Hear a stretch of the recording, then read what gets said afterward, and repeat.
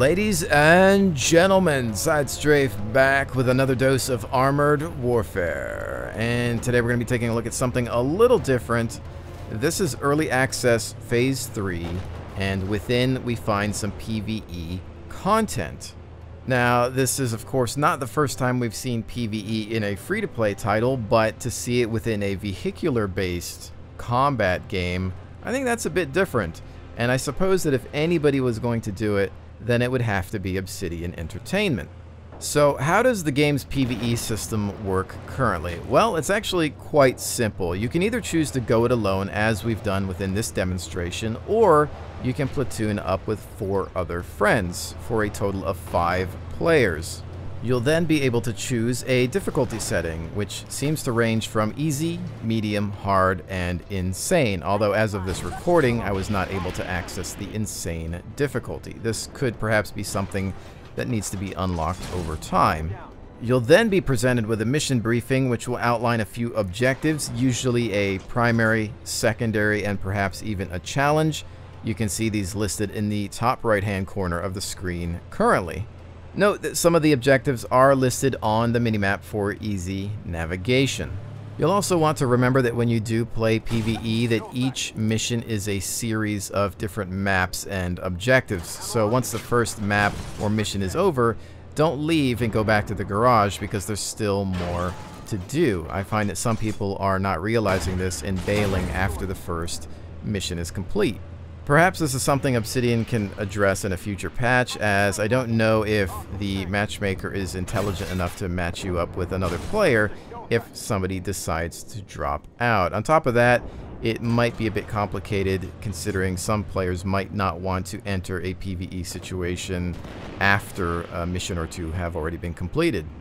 So now that you know a little bit more about PvE and how to get into it, what's it like? What were my first impressions of this new feature within Armored Warfare? Well, it's not bad. I think it's a good first step, but it's nothing really to write home about.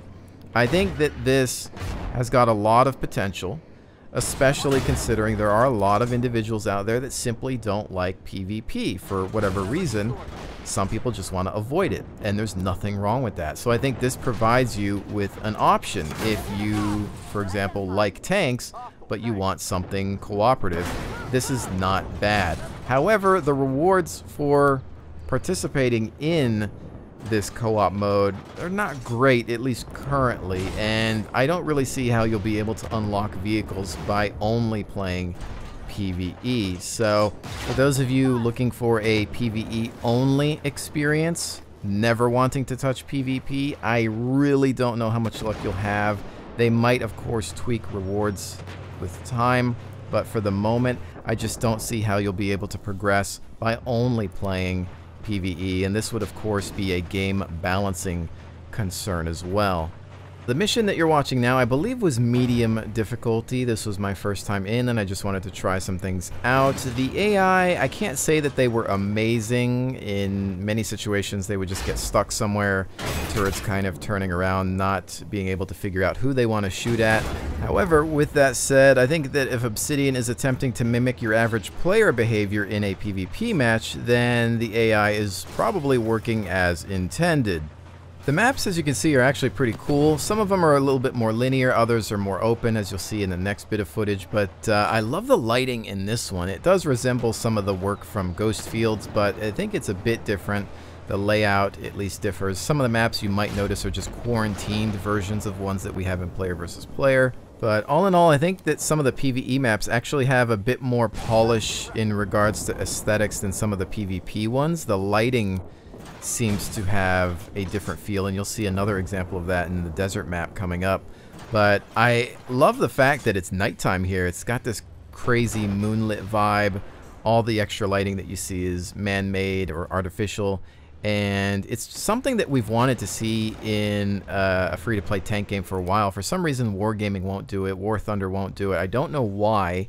It doesn't have to be pitch black to the point where somebody will manipulate their gamma to achieve an edge. I think that it just needs to be this kind of lighting where you can still see things, but it's just darker and just adds to the atmosphere, just to give us something a little different. It would even be nice to have maps that change in terms of time of day.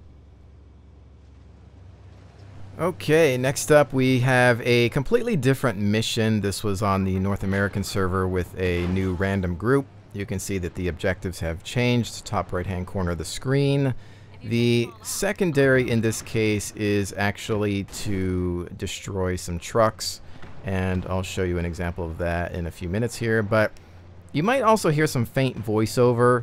There's some woman talking in the background, but unfortunately I couldn't raise the volume of that character, so she was really hard to hear over all of the other sound effects. I'm sure it's just a glitch for now, or a missing sound option in the main menu. But moving right along this map, you can see a little bit different than from what we get in PvP. The lighting is different here as well. There's one of our secondary objectives taken out. You'll notice that this map is already providing a few more options in regards to how you want to approach your objectives. It's a lot more open. There's a variety of cover and paths that you can take to reach the points marked on the minimap.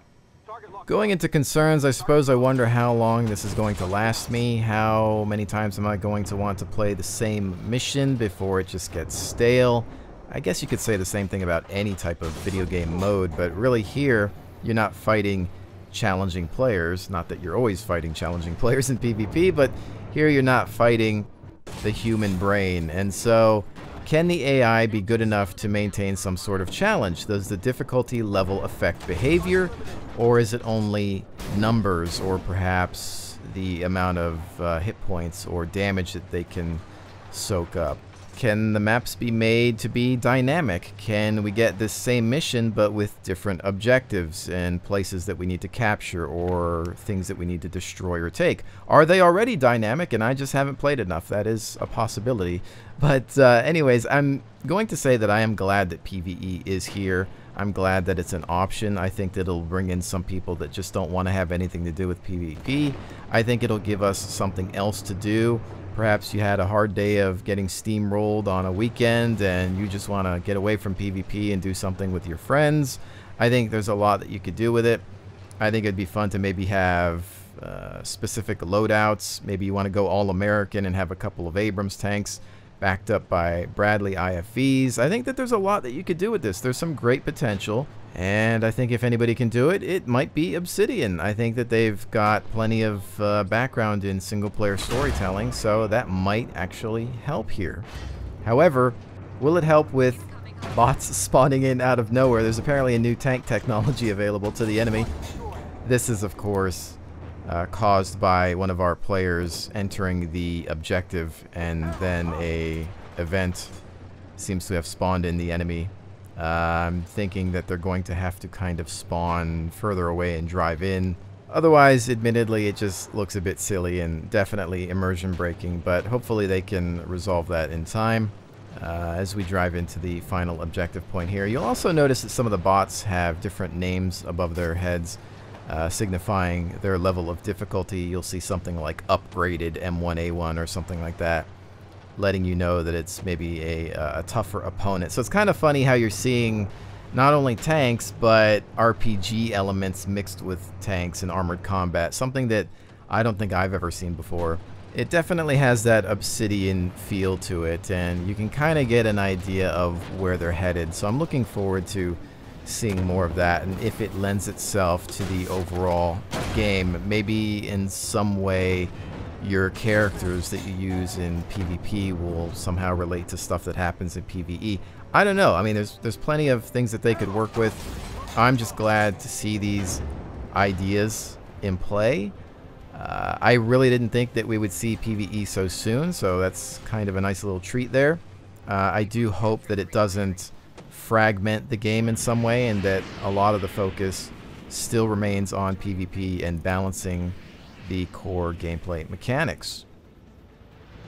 Okay, so was it all worth it? Was it worth all that effort in PvE? Well, some might not think so. As you can see here, not amazing. And this is usually after, what, 3 or 4 different little missions you get this here. And yeah, as I said earlier, I don't think that that's going to be your primary means of unlocking and upgrading tanks, but I think that it will perhaps be rewarding in its own way. Hopefully they can provide a bit more incentive. Maybe there will be some sort of unlocks that you can get in PvE that you can't in PvP.